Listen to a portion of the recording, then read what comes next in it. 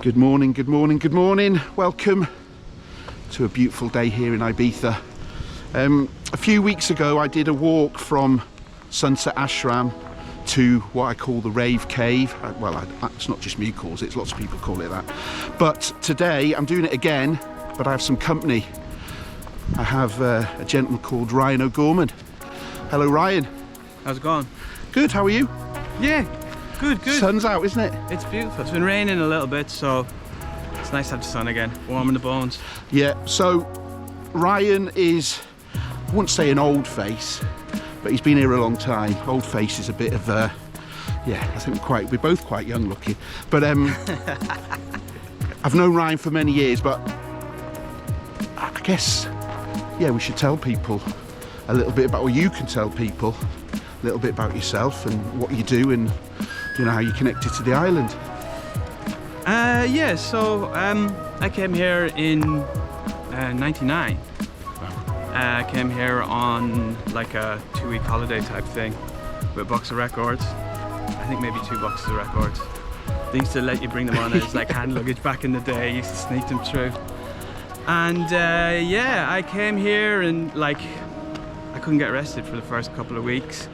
Like never made a very good PR or, you know, any of the jobs kind of first week workers do. I remember going for, remember I did a trial with Manumission, and like, I think it was Elliot was the PR manager back then. Yeah.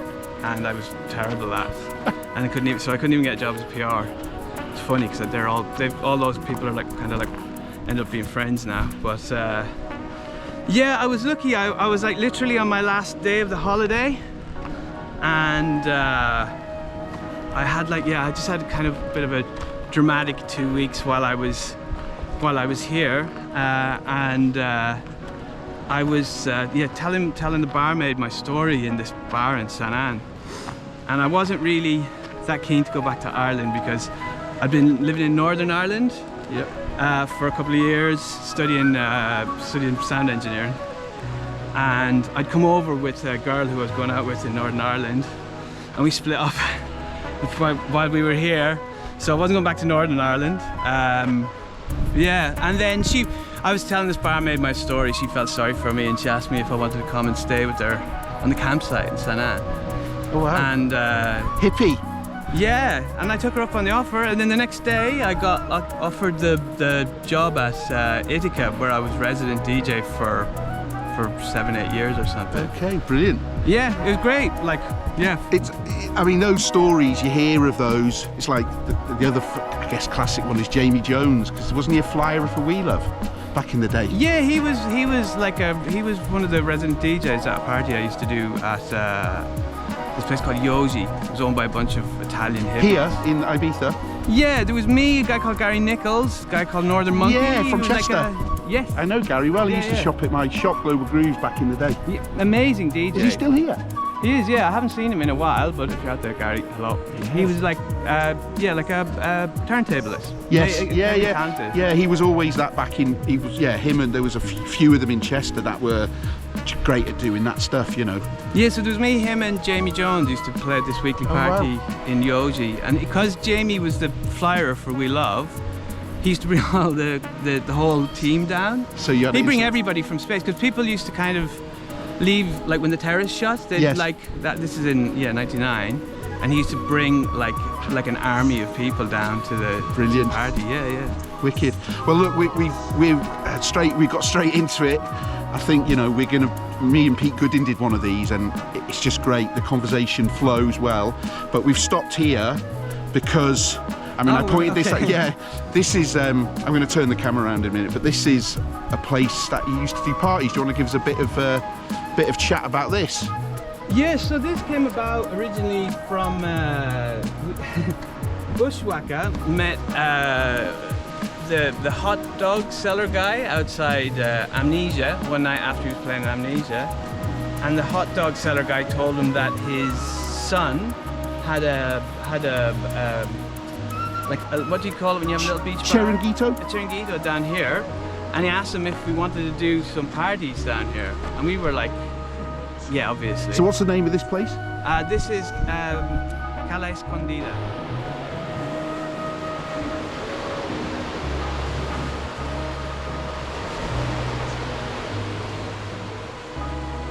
like we carried a Function 1 sound system down here, and we had like loads of camo netting and stuff, and we just put the DJ booth down with its back to the wall there, and we did it on the full moon in August.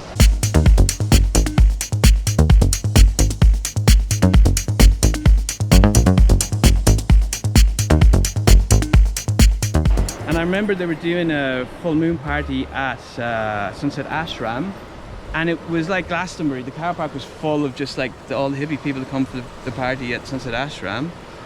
And we were down here, and there was a lot of police came because they had complaints from the Sunset Ashram thing. But we were down here with like a Function 1 sound system and like quite a lot of people. And I remember we had to like, you know, like turn on the music for a bit. And yeah, I was sat in the car park with, I think there was like 4 Guardia Civil vans and like a bunch of Policia Locale. And yeah, I was just waiting for them. They left eventually. And I knew once they were gone, they were gone. Yeah. So we went on until dawn.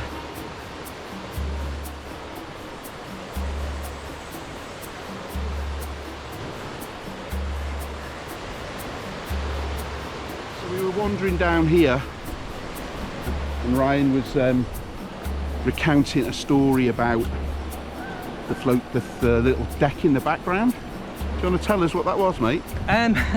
Yeah. So I'm pretty sure this is it. This village belonged to some rich Russian guy, like Naomi Campbell, and they built this dock, but it's Costa, so you can't privately own it. Yeah. And as act of like a rebellion, they somebody in the San Jose Council put an article in the newspaper, kind of encouraging people the public to use it. Come down and bring your sandwiches and enjoy it. Basically organised like a bataillon on the. What is a bataillon? Bataillon is when you rock up with like a load of cans, basically. You're right. Okay, a crack on, carry on. Yeah. Yeah. They've kind of cut off access to a lot of these places, and there's kind of, I don't know, bigger villas here. They try harder to kind of cut off access to the coast. Yeah, and as we walk back now, I'll show you. I'll explain to camera. There's a villa here, and there's a big wall up to about 2 foot away from the edge of the cliff. And most people would see that and think, oh, I won't go in. But as soon as you step through, there's a path. Well, we'll see now. There's a path. They don't like you doing it, no, but they legally can't really stop you, you know. So there's the villa there. There's the fence. That's the little one. Yeah, the big one. There's a bigger one there. We'll go round, but there's a path here, you know. But most people walking around the edges probably would just see that wall and go, oh, I won't even go through there. But actually, that's somebody's garden. But the cliffs are open to the public, so you know. I think you said that there will be people who'll try and enforce that by putting fences and things up. But yeah, you can wander through and around. There we go. So look, come through there.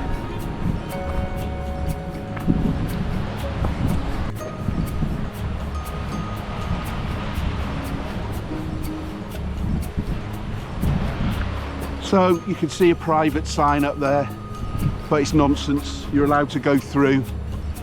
I think they just put that up, and most people will see it and go, yeah, I'm not going through. But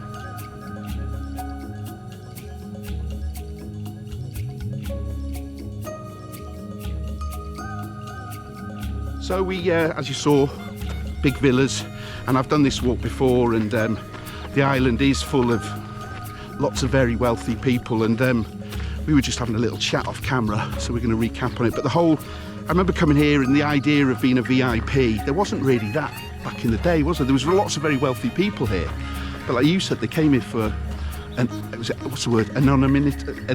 I can't even say it. They didn't want to be known, did they? Now you've anonymity. Now.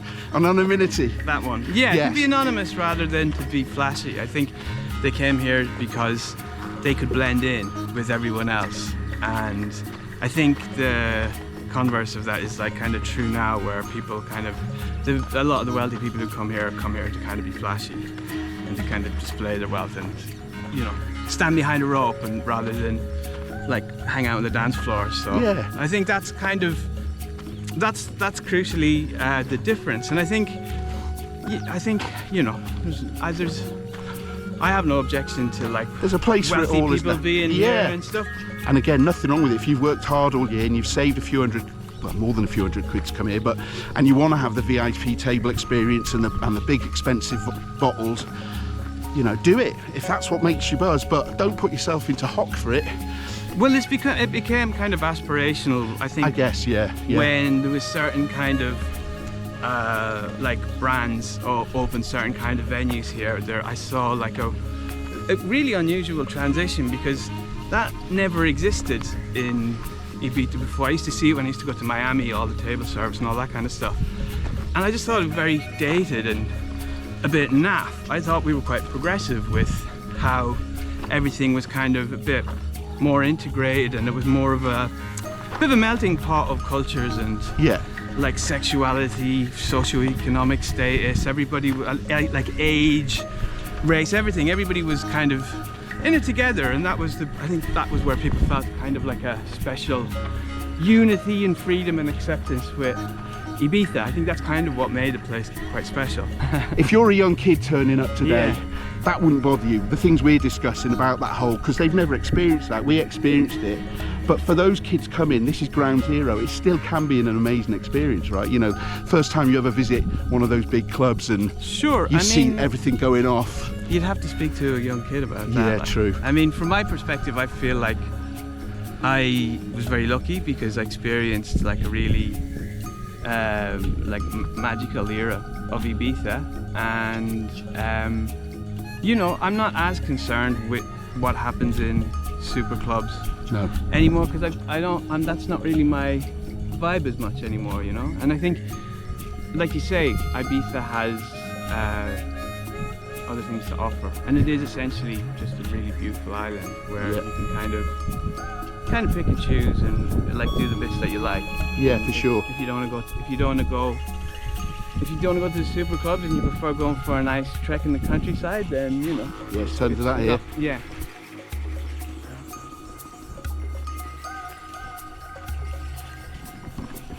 Yeah, and as I say, I did this walk a few weeks ago on my own, and yeah, the weather wasn't as good, so it's nice to come back on this beautiful day and see the magnificence. And yeah, there's still controversy around access, which will obviously rage on, as it will, you know, like anything in Spain. You know, bureaucracy and stuff can take a time for things to get sorted, but it needs to be sorted because, yeah, the woman whose land it is, I would be annoyed with all that. Oh, at the viewpoint of yeah, it's all blocked off, but you know, they'll find a way. Because it's something that if you come to Ibiza and you're of our generation who, you know, are looking for something different, going to see that close up is pretty amazing. It's private land to access it. Obviously there's a law where you can access the coastline, but I think they were, I've spoken to that woman before and she's been pretty angry about that whole situation for a long time. So. Yes, she snapped now. Yeah, well I think, you know, they'll probably come to some kind of solution where she like benefits from it. Well, I think that was the thing. There's no infrastructure there, seemed to be the issue. So all these cars and stuff, and there's mess left. The secret got out, it got too popular. Yes. It's very hard to keep anything secret. When I first came here, I remember I came here in the back of a girl's moped. She told me that there was a trance party here, and we didn't know exactly where it was. And like, as you can see, you can't really see where the cave is. No.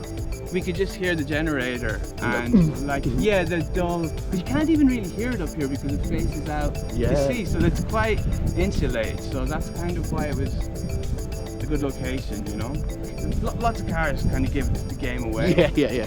But yeah, we were looking, we could just see a massive generator sat up there. And then we got to the edge and we just saw these hippies swimming naked in the water, and we're like, yeah, I think we found it. Right, we'll go down and explore the Rave Cave. I think on a previous video I alluded to this moment, and I want Ryan to, you know, as we're down there, to point out the areas maybe where the DJ would have been, if there was a bar where it had been and all that. Well, that was kind of like the tail end of the trance party era, and the trance party era was huge in the 90s. should speak to Lenny Ebizar about that. He's got some amazing Yeah. stories. Well, he's somebody I want to get on the. I want to get a few of these walk and talks up, so I can get in the flow right, Yeah. and then go to people like him because again. So like a lot of those guys in the 90s, their parties became kind of too big, and they got like ran off the island basically. Yes. And then there was kind of a lull in those free parties for like, I think 99 was the last kind of big one that I went to here.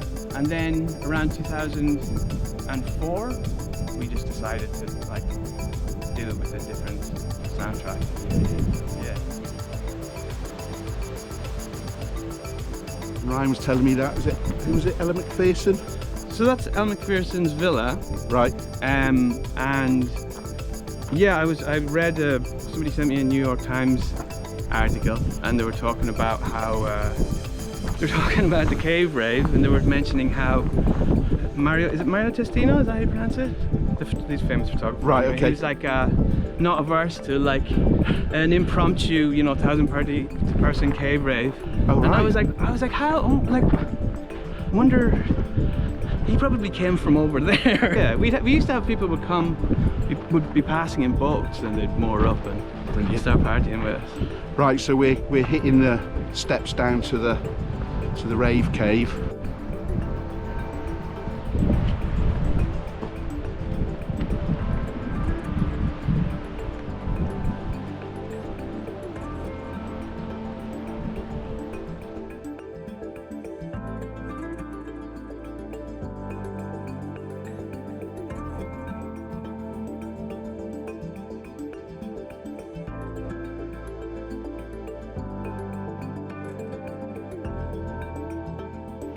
So last time I did my little walk and well, it was a walk down here on my own.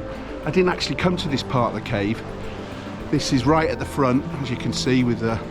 And Ryan, there he is. He was just telling me that the DJ was here. Yeah, we'd put the sound system along here, facing out to sea. Yeah. We'd have like sub there, and we'd have like 4 wedges here. And then we used to put the DJ booth here because, like, number one, it's on a slope, and we used to be able to fix because we were using vinyl back then. Yeah. We'd have to put the turntables level, so we would we just made a DJ booth here.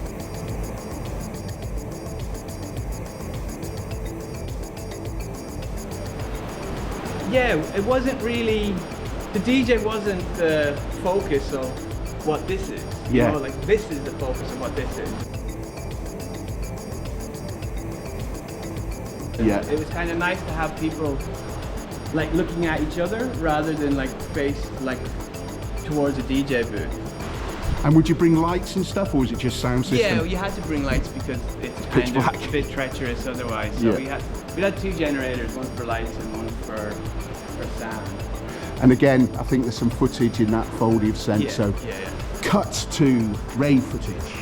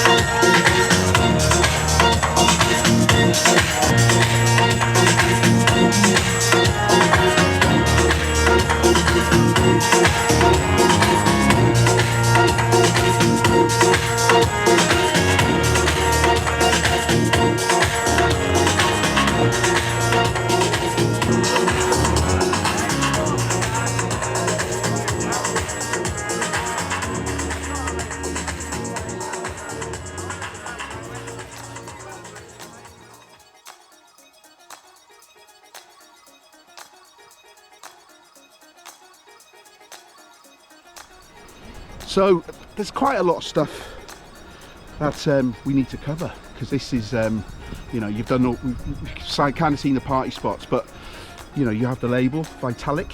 Yeah. And tell us a little bit about that. Yeah, we started the label in 2009, I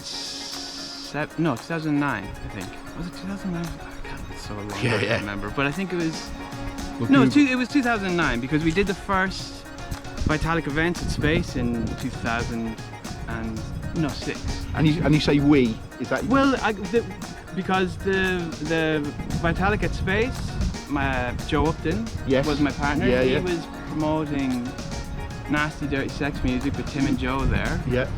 And then those guys went their own ways doing different stuff. And then we were initially asked, well, I think Mark initially asked Joe. And then Joe, I was doing all these parties with Joe, and we were doing a pirate radio together, and we were doing loads of stuff. And I had an idea for what Vitalic would be. And yeah, Joe asked me to do it with them, so thanks, Joe. Yeah. He got me in the door to Space, which was like, you know, a huge part of my life for 10 years after that. Yeah, well, those Red Room parties were, I mean, it's incredible. I mean, going back then, that Space, there were so many spaces within Space, and they all had their own identity, really, didn't they? Yeah, I mean, that was the magical thing about Space and We Love, I think, was that it was just a warren of different rooms, and it didn't matter like what your taste in music was. There was something there for everyone. It's just, I really enjoy clubs that have lots of different... Yes, not walking around and listening to what you think is the same record in every room. Well, you know, if you don't like a record, walk into the next room. Exactly, but I think we've moved into a time, and maybe this is an age thing. Many years ago, Mark Broadbent, we would talk about Mark, obviously We Love, we went to another event at Space. I can't remember whose it was, but I was walking around, and to me, and this is where I'm like, God, am I getting turned into that angry man waving his fist in the sky? It all sounded the same. Well, it's a lot of club nights are driven by individual personality now. Yes. Club nights don't have names anymore. They're the name of the artist you're going to see. You're going to see so and so. Yes. Yeah. I mean, things change, and say, you know, I was at Space. It's now High. Charlie Tatum took me after lockdown had opened, and Crazy P, Hot Toddy was playing, and Horse Meat, and I went, and I could feel myself kind of getting angry because it changed, and I'm like, for fuck's sake, things have to change. And I looked out onto the dance floor. Yeah, nothing lasts forever. No, and it was full of kids with big, you know, like, this is incredible. And I was just like, do you know what? Time now. Exactly. So, you know, I think the island still gives so much, you know, for me on a personal level, because of stuff like this walking and the hiking, and it's beautiful. But yeah, if you're coming here for the first time and you're landing in these clubs, I kind of envy it, to have that feeling again of being, you know, I came first time in 1992, you know, and it was mind-blowing. I remember going to Pasha and walking in, and it was like, this is what was missing. I was already into the music, but, you know, I hadn't experienced that, and I walked in and Pippi was playing, and it just was like, now I get it, you know, I understand it, and I just, you know, it was like, I'm not a spiritual person, but I remember saying on those early trips, I'm going to live here one, and clearly it's gone to the cosmos, man, and here we are. But so yeah, the Space thing, I mean, it was incredible back in the days. We love parties. We have to give a big shout to Mark Broadbent, as you say, the music policy was so, you know, you'd have diverse. Yeah, you'd have Grace Jones and like risky. Yeah, like a record collection should be. Yeah. You know, Mark was basically that's the music I'm into, which is everything. Here's the best of it, and you can see live or DJs, and you know, and I think things move on and things do go forward, but I cannot help myself, because every time I play eclectic sets, in whether it's Pikes or in Torre, lots of people come up and they want to know what type of music it is, and I always say, well, those are the things, you either like it or you don't, you know. Balearic, man. Well, even that, you know, it's eclectic. Well, I think the thing with that is people have an idea in their mind about what Balearic is supposed to be, because the people who were the kind of the foundations of it have, like, they were so like influential that they think, you know, it's a specific sound that they played in, you know, the late 80s, early 90s, but for them they were mixing everything up all the time, and I think that's kind of like the ethos of what Balearic Yeah, rather than a defined sound. definitely. I always say it's a journey through somebody's record collection without any specific boundaries, eras. It's just whatever works. And you think back then, how difficult. Well, it wasn't difficult, but these guys would get records. Yeah. And now you just get anything anytime. Well, I mean, it's a feeling as well, I suppose, as well. Yeah. Like listening to like a certain record, like in the mid '90s, like at 10 o'clock in the morning in Amnesia. Yeah, with the sun.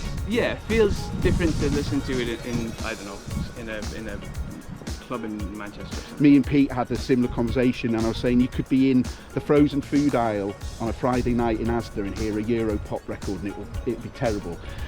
A week's time, you could be coming out of a club in Ibiza, hit to a beat, and it's the same record, and it works. It's all about context. It is all about context. That's what DJing's about, right? Yeah, putting things into context. So I was asking Ryan there about his label, Vitalic. Been a few years. 2000. Well, we didn't know the date, so I'll look at Google and I'll try and pop a graphic up. Yeah, it was 2009. 2009, first release with Mark Henning and Jug, and Agnes did a really nice house remix on that. Yeah. That kind of set things off. The ball rolling in. Yeah. But you've since, I mean, you know, I think was it around lockdown that time you took on a space and you now have Vitalic Studios? Yeah, so it was after lockdown, like a space I had my eye on for a while. I used to have a studio there. Right. And I was good friends with the guy who had the studios before me.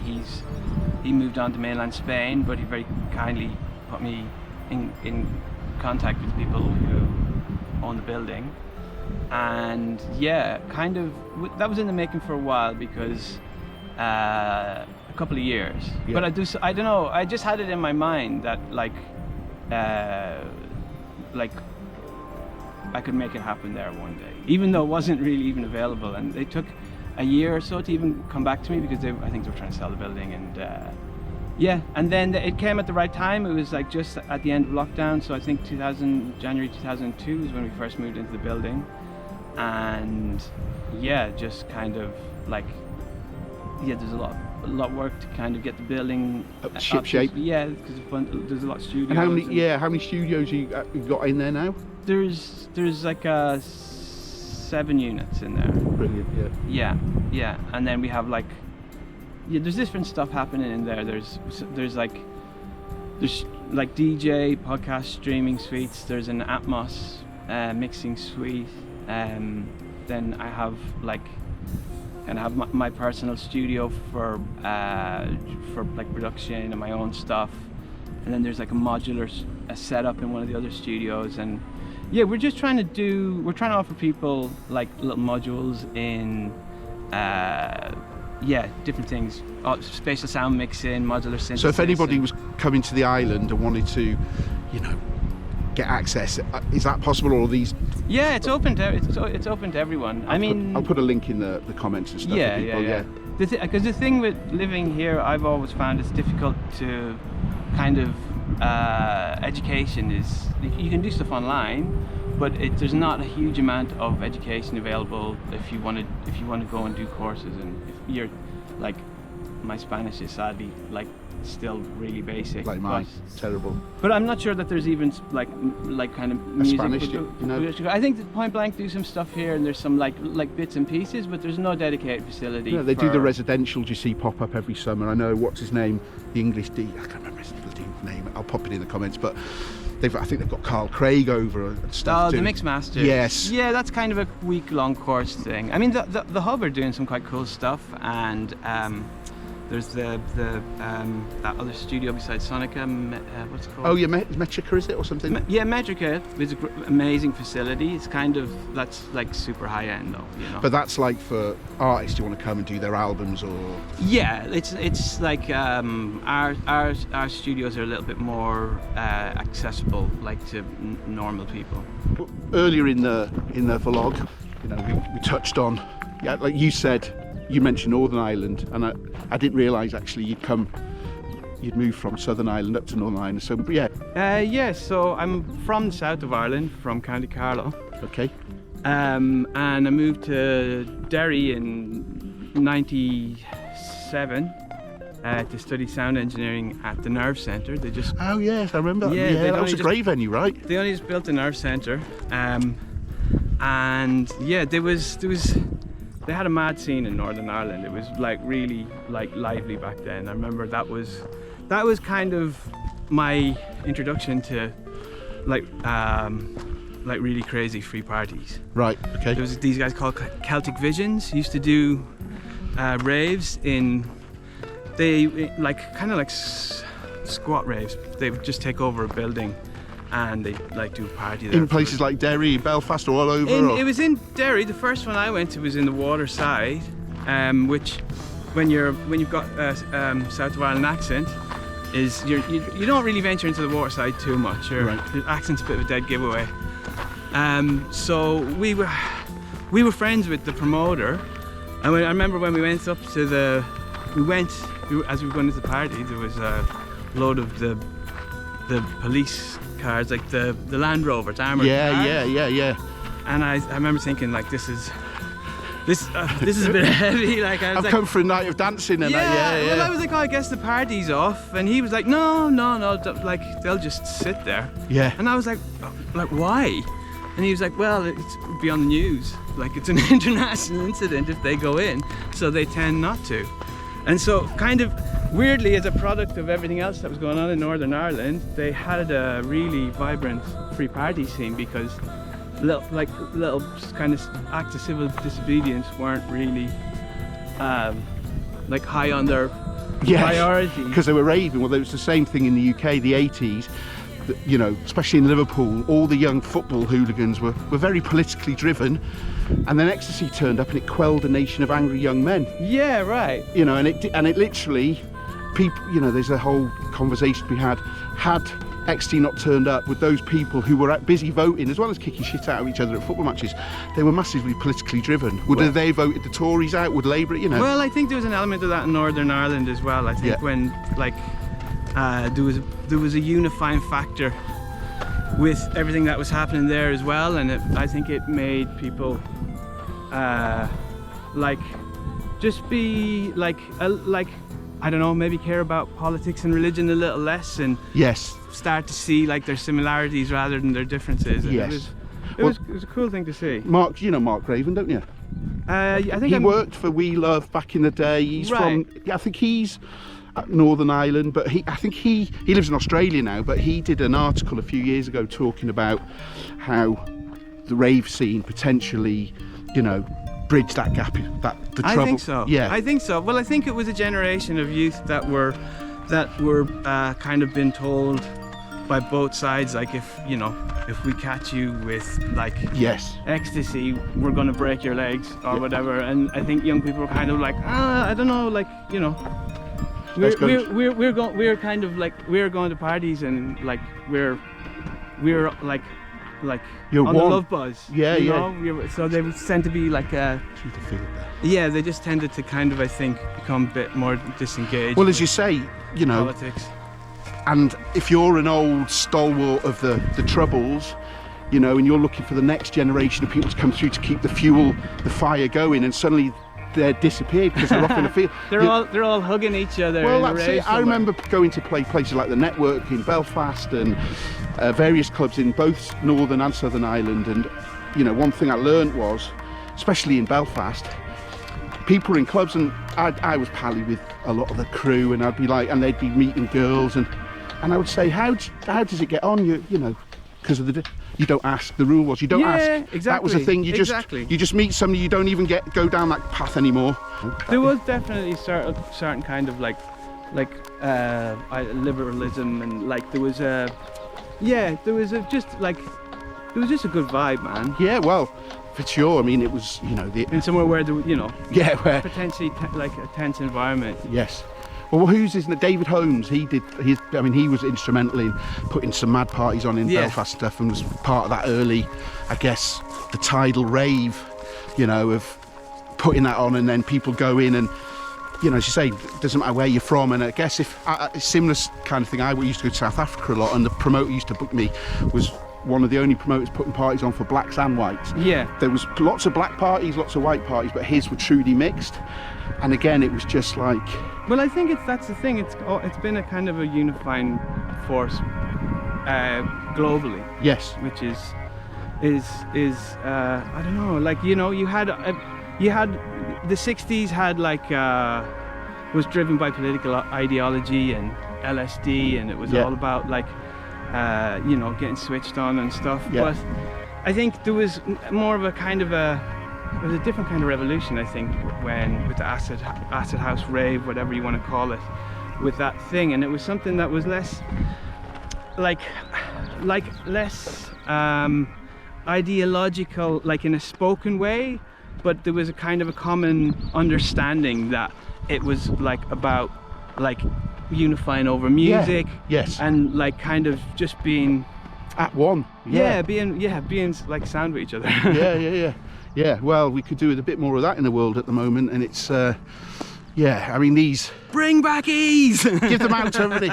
I might have to edit that out. I don't know what the drugs policy is. We don't advocate taking drugs, but you know. I mean, I think, you know, the whole rave culture was viewed as a little bit like hedonistic, obviously. Yes. And, but I don't think you can underestimate like the power of the kind of revolutionary power of people just kind of coming together and getting along. Well, look what happened. In different, you know, when you look at what's happening in different parts of the world, like it's, obviously it's, to some people who are like really seasoned campaigners, it might seem cliche, but it's, you know, you go to somewhere where people are not getting along and you introduce that kind of, that vibe, and it can be really revolutionary. It can change things, back at Kales Condida, there's some people there with the old chaps out. I passed the other week and stopped at the nudist sign, and I was like, because I used to come here on the scooter some mornings for a little coffee and a swim. Oh yeah, because it had that nice. Like, well, I think comes in summer. I guess it'll come back in the summer. Yeah. But I always used to say I was lucky that there was never anybody with their old chaps out. I never saw the nudists. And disappointing. Well, I just thought if they get theirs out, I might be inclined to get join in, but I don't want to start rock anything. Out. Yeah, cock out, rock out. Yeah, it is mad, isn't it? The whole. I mean, Acid House brought us here, right? And not just us, lots of other people. And you know, there was this space allowed it to happen. I mean, lots of people say, oh, so and so Bali is the Ibiza of Australasia. It isn't, because you get killed for taking drugs now. You know, it's totally different, but equally it's just as amazing for various different things. Sure. You know, Ibiza is unique, and you came here and you've been here how many years? 20? No longer than that, since 99. Exactly. So 26. And how old are you now?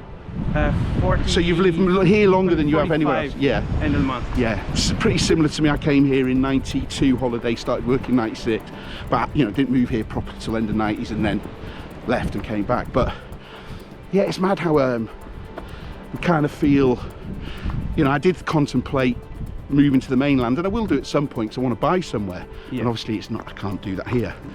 But there is something that just drags you back in. I mean, you know, again, without getting all hippy dippy, they say so much about Esvedra and it's this magnetic thing, and I don't know, maybe it's just because we could do what we wanted in those days and it was carefree and we found our groove, right? Well, I think there's just a really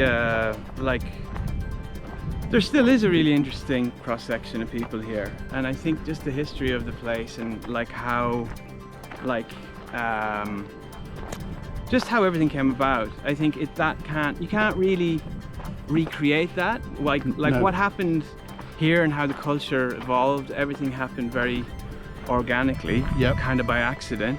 And that's the thing that I think about the resistance of the powers that be sometimes towards what they see purely as the leisure industry, but there's also huge cultural value in the historic music scene here. And 100%. but music, Balearic music, culturally is one of the, their single biggest export, I would think.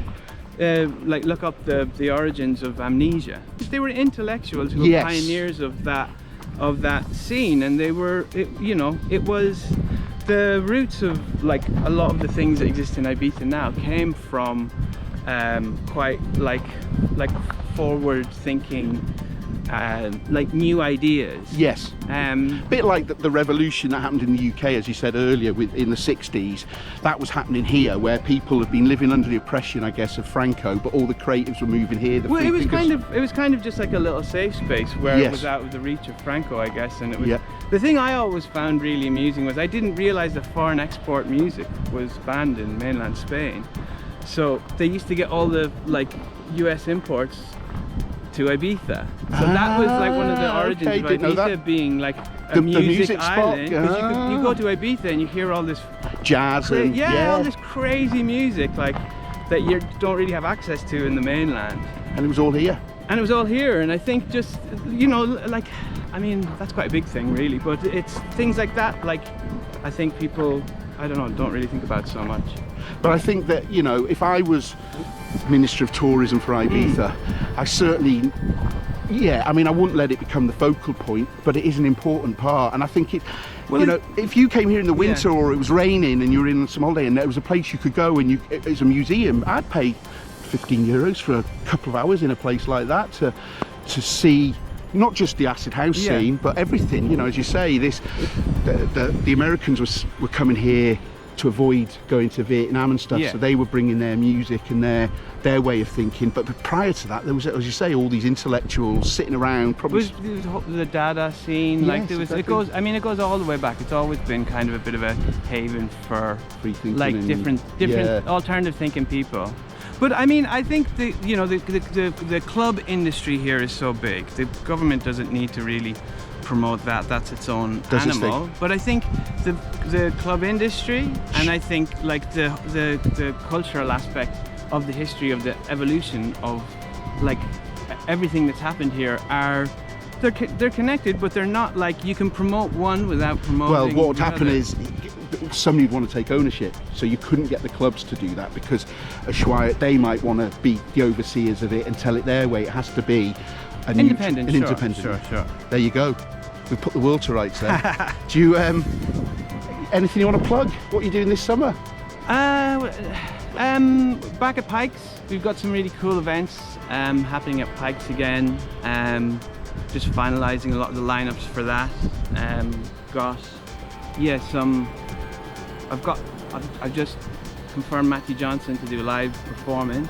Matthew Johnson? Yeah, to do a live performance. He played my album launch a few years ago, and it was really good, you know. Because it's a big show and it's like a little space and brilliant. It's a nice way to go and see that show live. And that's it where? At Pikes? At Pikes, yeah. Brilliant. Yeah. So he's just remixed an album, an EP I've done on Rhythm Cult Records. So we're doing it in partnership with Rhythm Cult. Great. Where's he from then?